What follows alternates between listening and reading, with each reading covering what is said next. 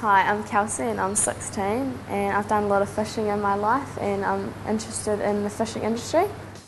Well, we've got just the experience for you, Kelsey.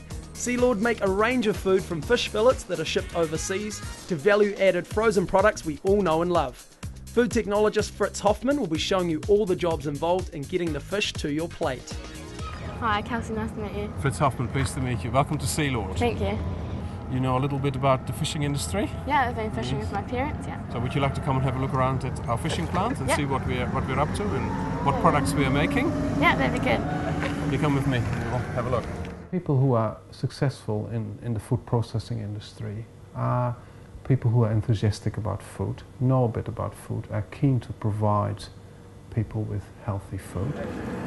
Okay, Kelsey, here's a fishing boat. This is where it all starts. Fish is being brought into the factory through the fishing boat. This boat's been out for 3 months, catching fish, and now it's being processed through the factory into the products we're going to look at. We all hate finding hair in our food, so hygiene is top of the list when you are processing fish for Sealord. Hair nets and protective clothing are worn at all times. Boots go through an antiseptic wash and hands are cleaned every time you enter the factory. It's thawed out and then it comes through here and it's been cleaned up. The first stop is the wet fish factory where hoki come off the boat semi-processed and ready to be filleted. The Trio skinning machine gets rid of the scales. Blemishes are cut out and the fillets are sliced into prime cuts.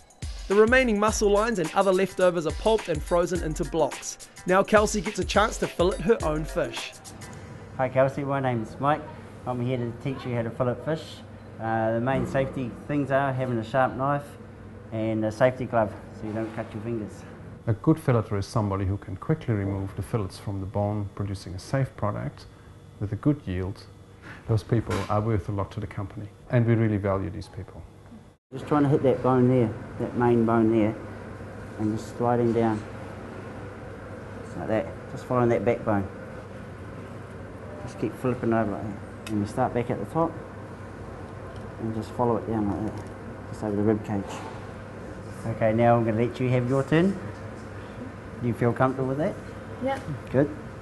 Now it's Kelsey's turn to show what she can do with a blade. You turn it over so you got the back towards you. Yep. Feel the bone and just push, slide it down that way.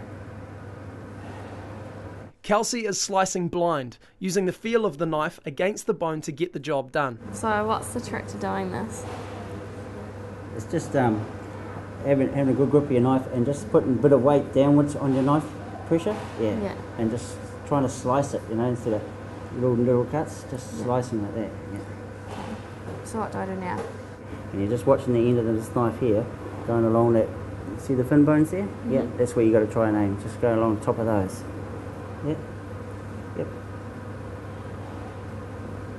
Yeah. Cool. Cool.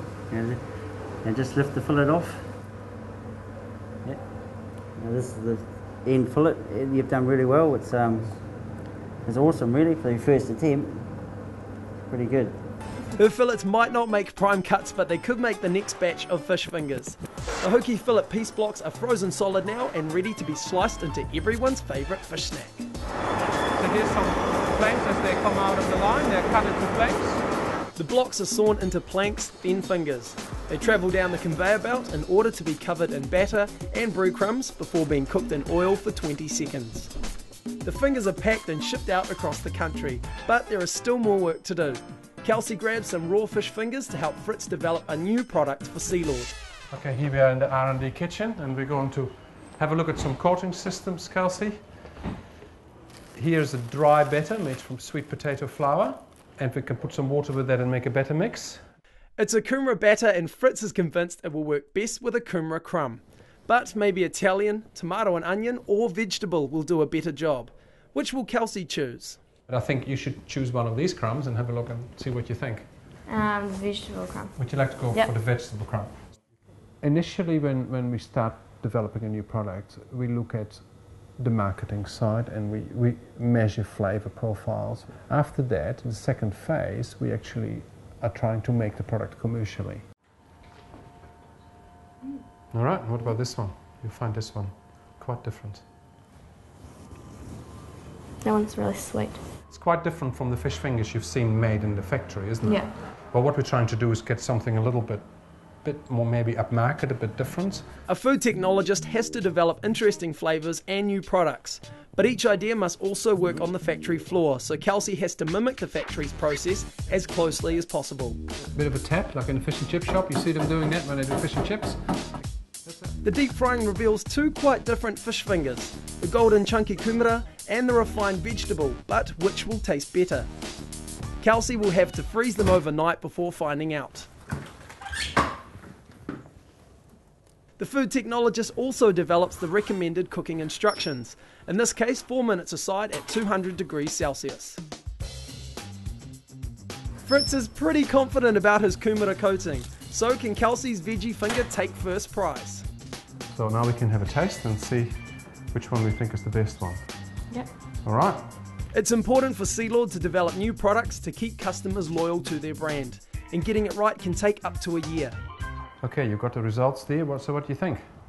I think that the kumara one is really sweet, Okay. and I like the vegetable one. Why do you like the vegetable one?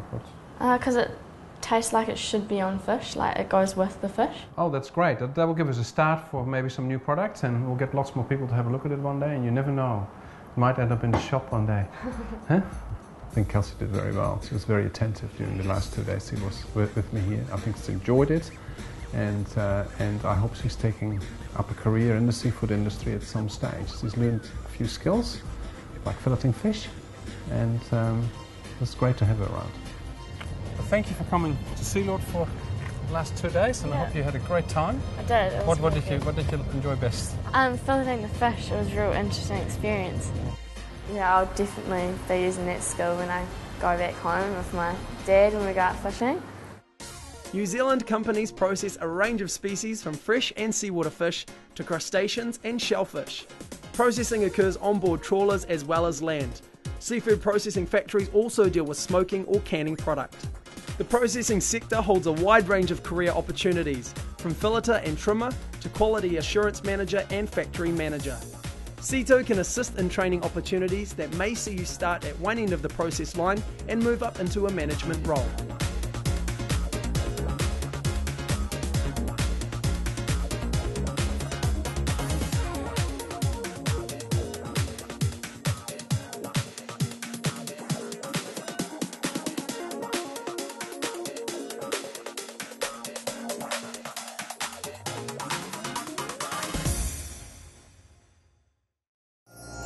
Supporting local content so you can see more of New Zealand on air.